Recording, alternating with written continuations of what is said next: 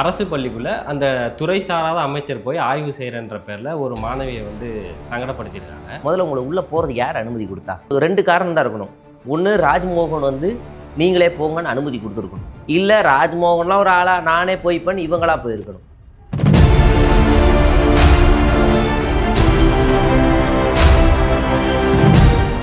எங்கே எப்படி நடந்துக்கணும்னு தெரியலையா? இடம்பொருள் ஏவல் தெரியாதா? நீங்கள் பெரிய பெரிய பெரிய பெரிய இன்டலெக்சுவல் தாங்க, நான் யாரும் சொல்லலைங்க. உங்களுடைய இன்டலெக்சுவல் இங்கிலீஷை வாங்க பிடிஆர்ட்ட 2 நிமிஷம் பேசுங்க. இந்த துறைக்கு அந்த துறைக்கு என்ன சம்மந்தம்? இவங்க யார் உள்ளே போய் ஆய்வு பண்ணுறதுக்கு? உனக்கு இங்கிலீஷ் தெரியலையா? என்ன ஒன்றுமே தெரியல, ரொம்ப பேசிக்காக தான் கேட்டேன். எங்க நீங்கள் கேளுங்க இங்கிலீஷ்லேன்னு. இவங்க நம்ம பெரிய இங்கிலீஷில் பெரிய ஆள் மாதிரி, இவங்க இங்கிலீஷ் இன்னைக்கு ட்விட்டரே நாறுது.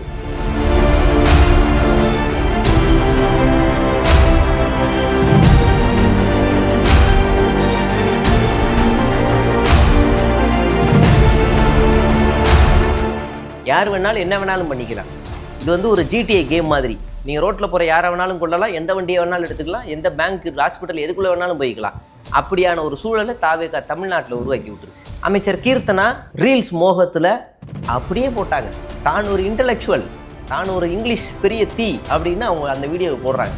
அந்த குழந்தையை அசிங்கப்படுத்தி சொல்லு, இன்னும் ஒன்றுமே தெரியல, சொல்லுங்க, என்ன நீங்களும் பார்த்துருக்கோம், நீங்களும் சொல்லிக் கொடுங்க ஏன் அப்படின்னு. சீனு எதுக்கு இந்த வெத்து சீனு?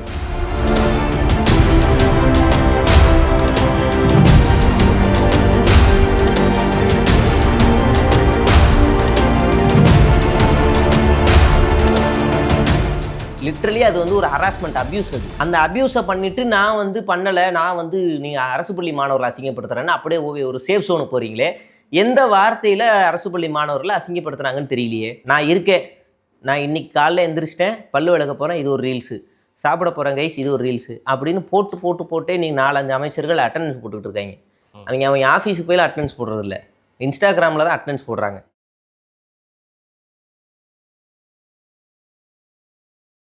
மாயோன் மீடியா நேயர்களுக்கு வணக்கம். இன்றைக்கி நம்ம கூட பேசுகிறதுக்கு சேகவரா சார் தான் இருக்காங்க. வாங்க பேசலாம் சார். வணக்கம். வணக்கம். அரசு பள்ளிக்குள்ளே அந்த துறை சாராத அமைச்சர் போய் ஆய்வு செய்கிறன்ற பேரில் ஒரு மாணவியை வந்து சங்கடப்படுத்தியிருக்காங்க. இது இப்போ சமூக வலைதளத்தில் பெரிய அளவில் பேசப்படுது. இது முதல்ல இந்த மாதிரியான நடவடிக்கைகள் சரியா? அது முதல்ல நடவடிக்கையை தாண்டி தகுதி நீக்கம் தான் செய்யணும் அவங்கள, அந்த அமைச்சரையே. அது நீங்கள் உளவியலாக பாருங்களேன். பொதுவாகவே ஒரு கிளாஸ் ரூமில் ஒரு குறிப்பிட்ட ஒரு மாணவியை ஒரு மாணவனை எழுப்பி அவன்கிட்ட அடுக்கடுக்கான கேள்வியை கேட்டு, அதுவும் வெளியில் இருக்க ஒரு ஆசிரியர் வரும்போதோ இல்லை பேரண்ட்ஸ் வரும்போதோ அவனை ஒரு மாதிரி இவன் வேஸ்ட்டு, என்ன ஒன்றுமே தெரியலை அப்படின்னு அந்த மாணவர்கிட்ட ஒரு சொல்லும்போது அவன் என்ன பண்ணுவான்னா, ஊரே பார்த்துருச்சு, அசிங்கமாக போச்சு, இனி நான் படித்து என்ன செய்ய போகிறேன், எல்லாம் கேவலமாக போச்சு அப்படின்னு அவனுக்குள்ளே ஒரு இன்ஃபீரியாரிட்டி காம்ப்ளெக்ஸை உள்ளே உருவாக்கி விட்டுரும். அப்படியே கூணிக்குறுக்கி ஒரு மாதிரி, என்னடா இந்த சமூகம் நம்மளை இப்படி ஒதுக்கிடுச்சேன்னு பிஞ்சிலே நஞ்சை விதைக்கிற செயல் அது. உனக்கு இங்கிலீஷ் தெரியலையா? என்ன ஒன்றுமே தெரியல, ரொம்ப பேசிக்காக தான் கேட்டேன். எங்கே நீங்கள் கேளுங்க இங்கிலீஷ்லேன்னு. இவங்க நம்ம பெரிய இங்கிலீஷில் பெரிய ஆள் மாதிரி, இவங்க இங்கிலீஷ் இன்றைக்கி ட்விட்டரே நாறுது. இவங்க இங்கிலீஷ் ரொம்ப பிரமாதமாக இருக்குது, கிழிச்சு தள்ளிட்டாங்க இவங்க. இன்றைக்கி இவங்க வந்து இன்னொரு அரசு பள்ளியில் வந்து பேசிகிட்டு இருக்காங்க. இன்றைக்கி விளக்க வீடியோவாக வந்து சொல்கிறாங்க, நானே அரசு பள்ளியில் தான் படித்தேன், அப்போ திராவிட இயக்க போட்ட அரசியலில் தான் நீங்கள் வந்து அவங்க சொல்லிக் கொடுத்த கல்வியில் படித்தேன், நீங்கள் அமைச்சராயிருக்கீங்க, அதை உங்களுக்கு ஏற்றுக்க மனசு இல்லை. இன்றைக்கி விளக்க வீடியோ போடுறாங்க, ட்விட்டர் போடுறாங்க, நானே தமிழ் வழி கல்வி தான் படித்தேன், தமிழ்நாட்டில் ஆந்திராவில் இருந்தும் அப்படி தான் படித்தேன். அப்போனா நீங்கள் படித்ததுக்கு காரணம் திராவிட இயக்கம் தானே. அப்போ அதே பள்ளிக்கூடத்தில் போய் நீங்கள் இவ்வளோ கேவலப்படுத்தலாமா ஒரு மாணவியை? அதில் இன்னொரு கேவலமான ஒரு செயல் என்னென்னா, ஃபஸ்ட்டு பெஞ்சே பண்ண லாஸ்ட் பெஞ்ச். அதாவது நமக்கு ஒரு பெரிய வரப்பிரசாதமாக இருந்தான்னு அப்படி சொல்லக்கூடாது சொல்கிறேன். கடந்த ஆட்சியில் ஒரு அமைச்சர் இருந்தார், பள்ளிக்கல்வித்துறை அமைச்சர். பள்ளிக்கூடங்களுக்கு போனார்னா இந்த மெக்கேலை பாடத்திட்டம் மாதிரி மாணவர்கள் ஆசிரியர்களை ஃபேஸ் பண்ண மாதிரி, ஆசிரியர்கள் மாணவர்களை ஃபேஸ் பண்ண மாதிரி, இந்த மெக்கேலை பாடத்திட்டம் மாதிரி அவன் போய் நிற்க மாட்டார். அப்படியே போய் அவர் பக்கத்தில் உட்காந்துருவார். ஸ்டூடெண்ட்ஸாக உட்காந்து தோளில் கை போய், போடா என்னடா இதில் என்னடா இருக்குது, பேசுகிறா யாரா, என்னடா செய்வா, போடா. ஒரு நண்பனை போல் உளவியலாக பழகிடுவார் அந்த அமைச்சர். போடா நீ பேசுகிறா அப்படின்வார். இயல்பாகவே அவர்கிட்ட அந்த மாணவர்களுக்கான இயல்பான ஒரு குணம் இருக்கும். அப்படியான ஒரு அமைச்சரை இன்றைக்கி தமிழ்நாடு தவற விட்டதுக்கு இன்றைக்கி இந்த வீடியோ ஒரு பெரிய பாடமாக இருக்கும். இப்படி ஒரு அமைச்சரை நம்ம தவற விட்டுட்டோமே அப்படின்னு. உண்மையிலே இந்த வார்த்தையை சொல்கிறதுல நம்ம ஒன்றும் பெரிய தப்பு இல்லைன்னு நினைக்கிறேன். தற்கூரியாக தான் இருக்காங்க. எங்கே எப்படி நடந்துக்கணும்னு தெரியலையா, இடம்பொருள் ஏவல் தெரியாதா? நீங்கள் பெரிய பெரிய பெரிய பெரிய இன்டலெக்சுவல் தாங்க, நான் யாரும் சொல்லலைங்க. உங்களுடைய இன்டலெக்சுவல் இங்கிலீஷை வாங்க பிடிஆர்ட்ட 2 நிமிஷம் பேசுங்க, தெறிக்க விட்டு ஓட விட்டுருவாரு. தமிழ்நாட்டிலே இருக்க மாட்டீங்க. எங்கே போய் உங்கள் திறமையை காட்டுறோன்னு அவசியம் இல்லை. சரி, நான் இப்போ காட்டுறேன். தாவேகாவில் எத்தனை எம்எல்ஏ 5வது வரைக்கும் படிச்சிருக்கான்னு லிஸ்ட் எடுத்து காட்டவா? எத்தனை எம்எல்ஏ 8வது வரைக்கும் படிச்சிருக்கான்னு காட்டவா? புசியானந்த் 8வது தான், நம்ம விஜயே +2 தான் பாஸ், அவ்வளோதான். நீங்கள் எங்கே வந்து யார்கிட்ட வந்து உங்களோட இன்டெலெக்சுவல் திறமையை காட்டுறீங்க? இது தப்பா இல்லை, அசிங்கமா இல்லை? இனிமேல் இப்படி பண்ண மாட்டேன்னு விளக்க வீடியோ கொடுங்க. இது தப்பு. இது முதல்ல இப்போ 2வது பாயிண்ட்டுக்கு வரேன். நீங்கள் போய் உள்ளே பண்ண விஷயங்கள் எல்லாமே தப்பு. முதல்ல உங்களை உள்ளே போகிறதுக்கு யார் அனுமதி கொடுத்தா? 2 காரணம் தான் இருக்கணும். ஒன்று, ராஜ்மோகன் வந்து நீங்களே போங்கன்னு அனுமதி கொடுத்துருக்கணும். இல்லை ராஜ்மோகன்லாம் ஒரு ஆளா நானே போய்ப்பேன்னு இவங்களா போயிருக்கணும். இது 2 தவிர்த்து வேறு எதுவும் நடந்திருக்காது. இந்த துறைக்கு அந்த துறைக்கு என்ன சம்மந்தம்? இவங்க யார் உள்ளே போய் ஆய்வு பண்ணுறதுக்கு? இந்த விஷயத்தை ராஜ்மோகன் செய்திருந்தாலும் தவறு தான். ராஜ்மோகன் வந்து பள்ளிக்கல்வித்துறை அமைச்சராக போட்டிருக்காங்க, உண்மையிலேயே நல்ல விஷயம். அவர்கிட்ட இயல்பாகவே ஒரு முற்போக்கு சிந்தனை இருக்கும். அவருடைய பிள்ளைகளுக்கு கூட பகத்சிங்னு பேர் வச்சிருக்காரு. நல்லா தமிழ் பேசும், நல்லா தமிழ் பேசக்கூடிய ஆள். கடந்த காலங்கள் அவருடைய இதெல்லாம் பார்த்துருக்கோம். அப்போ அவருடைய வேலையை இங்கே தட்டி பறிக்கிறாங்களா? ஒட்டுமொத்தமாக எம்எல்ஏ, சம்மந்தம் இல்லாத எம்எல்ஏ கவர்மெண்ட் ஸ்கூலில் போய் ஆய்வு பண்ணுறாங்க, சம்மந்தம் இல்லாமல் எம்எல்ஏக்கள்லாம் போய் ஃபோட்டோ மாட்டுறாங்க. இதெல்லாம் ஒன்றிய செயலாளரோட புருஷன், ஒன்றிய செயலாளரோட பொண்டாட்டி, இஷ்டத்துக்கு எல்லாரும் கட்ட பஞ்சாயத்து பண்ணுற மாதிரி இஷ்டத்துக்கு உள்ளே போகிறது, கவர்மெண்ட் ஸ்கூலில் போகிறது. இன்றைக்கி ஒரு வீடியோ வந்துருக்கு, ஃபோட்டோ அப்படியே லைனாக போய் ஸ்கூலில் போய் லைனாக இந்த என்ன படாது, இந்த ஃபோட்டோவை லைனாக கையில் மாற்றி கொண்டு போய் மாட்டுவாங்கல்ல லியோ, அப்படியே ஃபோட்டோவை கொண்டு போய் வாஷ் பண்ணி சுற்றி அடிப்பேன். அந்த மாதிரி ஸ்கூலுக்குள்ளே ரீல்ஸ் பண்ணுறாங்க தாவேகா நிர்வாகிகள். அப்படியே ஸ்கூலில் அப்படியே ஃபோட்டோ மாட்டு போய் அங்கே மாட்டுறாங்க. இப்போ விஜயோட ஃபோட்டோவை வகுப்பறையில் அந்த போர்டுக்கு மேலே மாட்டுறீங்க. கற்க கசடர கற்பவை கற்ற பின் நிற்க அதற்கு தகன அந்த இடத்துல திருக்குறள் இருந்திருக்கும், அதை வச்சு அந்த இடத்துல வைக்க விஜய் ஃபோட்டோ மாட்டுறீங்க. இப்போ அவனுக்கு என்ன பாட்டு வரும்? அப்படி போடு போடு போடு, இழுத்து போடு போடுன்னு ஞாபகம் வருமா? இல்லை கற்க கசடர கற்பவை கற்ற பின் நிற்க அதற்கு தகன்னு வருமா? எது உளவியல எது அவனுக்கு வரும்? விஜய் பார்க்கும்போது என்ன வரும்? வாடா மாப்புல வாழைப்பழ தோப்புல தான் வரும். அது ஒரு திருக்குறளாக எழுதிப்பாங்க வேணா, அப்படிதான் இருக்கும். நீங்கள் எந்த இடத்துல எதை மாட்டணும் அவசியம் விவசாய இல்லையா? ஒரு லூசு பையன் கேட்குறான், கலைஞர் ஃபோட்டோ எடுத்ததுக்கு சொல்கிறான், அப்போ முன்னாள் முதலமைச்சர்னா ஓபிஎஸ் ஃபோட்டோ கூட தான் மாட்டணும். OPS photo, EPS photo, Bhaktavatsalam photo, Kamarajar photo யார் வேணாலும் மாட்டிக்கலாம். ஆனால் அதை சொல்கிற அதிகாரம் நீ யார்? முதல்ல நீ யார்? வட்ட செயலாளர். வட்ட செயலாளருக்கு உனக்கு என்ன அதிகாரம்? நீ வெளியே ஓடு முதல்ல. நீ யார் உன்னை உள்ள விட்டது நாங்கள் எல்லாரும் கேட்கணும். அப்போனா விஜய் என்ன வேணாலும் செஞ்சுக்கிட்டோம். விஜய் என்ன சொன்னார்? ஆட்சிக்கு வந்துட்டு நான் ஆடலாம் நினைக்காதீங்க, அப்படி தான் ஆடுவேன், நீ என்ன வேணாலும் செஞ்சுக்கன்னு கீழே ஆடுறாங்க. இப்போ ஆட்சிக்கு வந்த உடனே சட்டமன்றத்தில் எத்தனை குற்றவாளிகள் பட்டியல்னு ஒன்று வெளியே வருது. அதில் கிட்டத்தட்ட 40% மேலே தாவேகாரனாக இருக்கான். நேற்று கூட வேலூரில் ஒரு, நான் சட்டமன்றத்தில் எம்எல்ஏக்கள் சொல்கிறேன், சட்டமன்றத்தில் இருக்கக்கூடிய எம்எல்ஏக்களுடைய குற்ற பின்னணி கொண்ட எம்எல்ஏக்கள் சொல்கிறேன். இப்போ அப்படியே கம் டு வெளியில் இந்த 40-50 நாளில் எத்தனை தாவேகா நிர்வாகிகள் கைது செய்யப்பட்டிருக்காங்கன்னு பட்டியல் போட்டால் 100 தொடும், செஞ்சுரி. அப்படின்னா சராசரியாக ஒரு நாளைக்கு 2 தாவேகா நிர்வாகி கைது.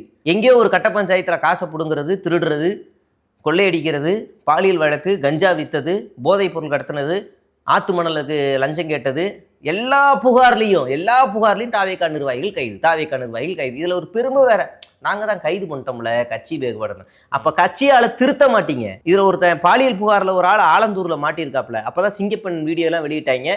ஆலந்தூரில் ஒரு பெண்ணுக்கு பாதுகாப்பு இல்லாத மாதிரி அந்த ஏஐ வீடியோ இருந்துச்சு. அதே ஆலந்தூரில் மறுநாள் தாவேகா நிர்வாகி கைது. சரி, அந்த நிர்வாகி கைது, இதோட என்ன பண்ணுவான்னு பார்த்தா அரசு நிகழ்ச்சியில் இருக்கார் ஆளு. அப்ப கட்சியில இருந்தா எடுக்கல, நம்மளெல்லாம் முட்டா ஆக்கியிருக்காங்க, நம்ம எல்லாரும் கேனப்பாயில் ஆக்கியிருக்காங்க, கட்சியில இருந்து எடுத்துட்டோம் கைது அப்படின்னு. அரசு நிகழ்ச்சியில ஒரு பாலியல் பொறுக்கி குற்றவாளிக்கு என்ன வேலை அந்த ஆளுக்கு உள்ள?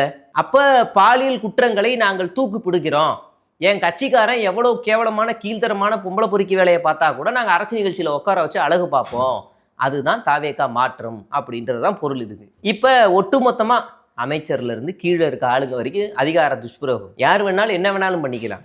இது வந்து ஒரு ஜிடிஏ கேம் மாதிரி. நீங்கள் ரோட்டில் போகிற யாரை வேணாலும் கொள்ளலாம், எந்த வண்டியை வேணாலும் எடுத்துக்கலாம், எந்த பேங்க் ஹாஸ்பிட்டல் எதுக்குள்ளே வேணாலும் போய்க்கலாம். அப்படியான ஒரு சூழலை தாவேகா தமிழ்நாட்டில் உருவாக்கி விட்டுருச்சு. இப்போ கீர்த்தனா அவர்கள் அந்த ட்வீட்டில் போடுறாங்க, அதாவது நீங்கள் அரசு பள்ளி மாணவர்களை வந்து அசிங்கப்படுத்துறாத நினச்சி, என்னை அசிங்கப்படுத்துறாத நினச்சி நீங்கள் அந்த அரசு பள்ளி மாணவர்களை அசிங்கப்படுத்துறீங்க, உங்களை தான் கேவலப்படுத்தணும். இதில் எங்கேருந்து இவங்க வராங்க, ஏன் விக்டிம் பின்னாடி போய் ஏன் ஒளிகிறீங்க அப்படின்னு.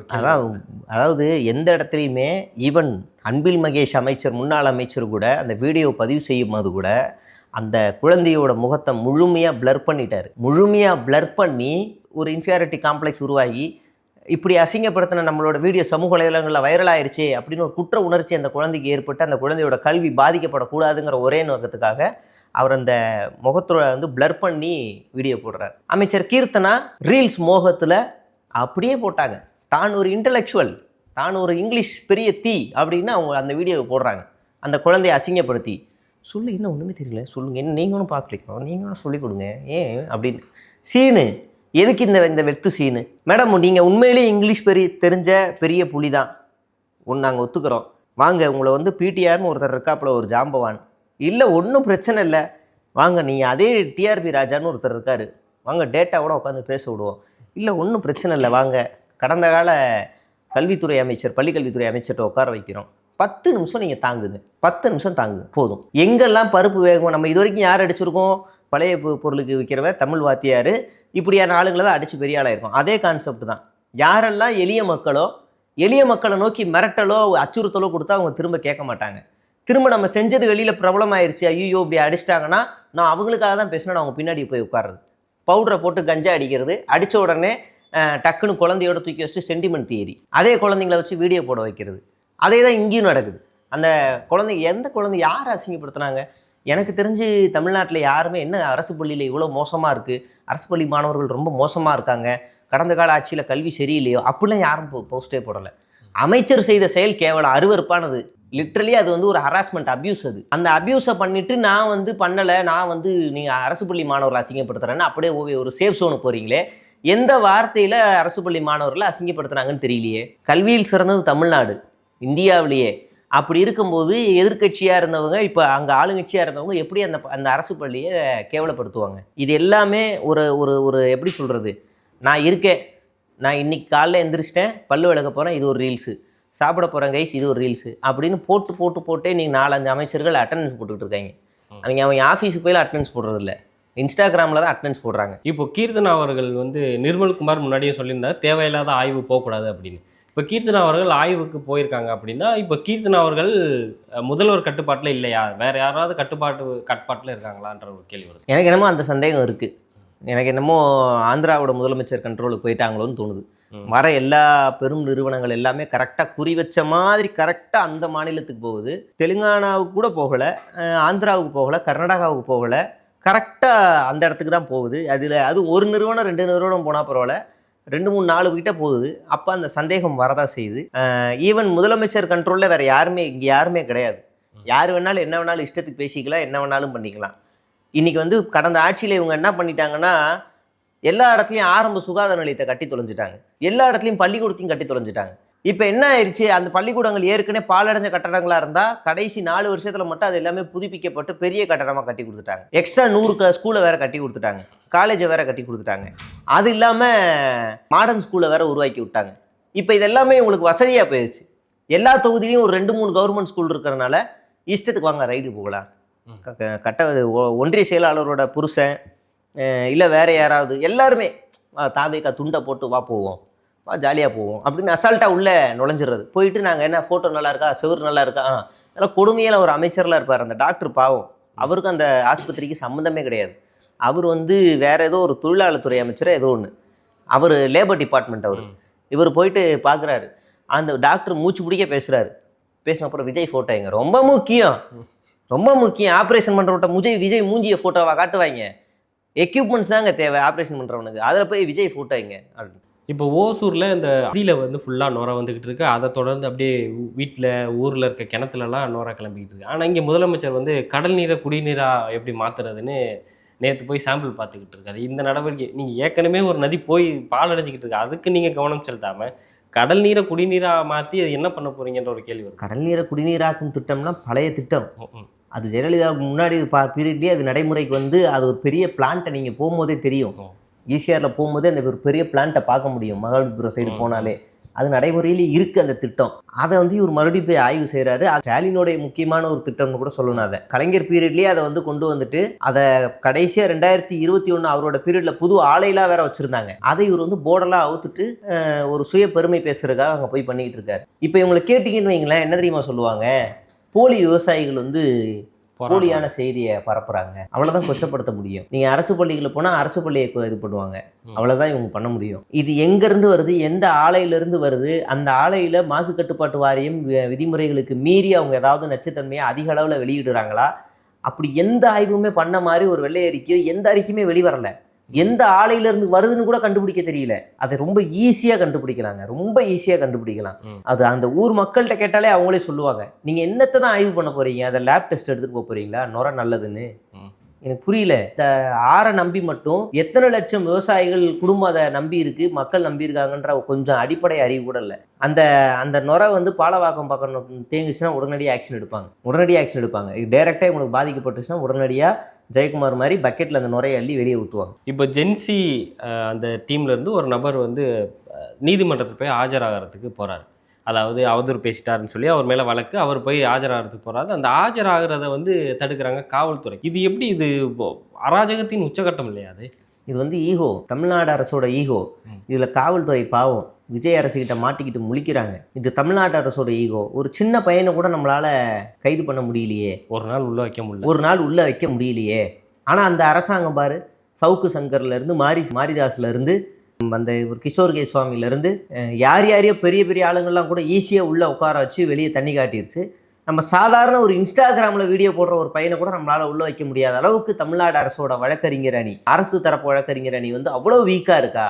அங்கே ஒரு கொட்டு வாங்குது. அனிதா ராதாகிருஷ்ணன் வழக்குலையும் ஒரு கொட்டு. இப்படி லைனாக கொட்டு மேலே கொட்டு வாங்கிட்டே இருக்கவும் இது ரொம்ப ஈகோவாக இருக்குது.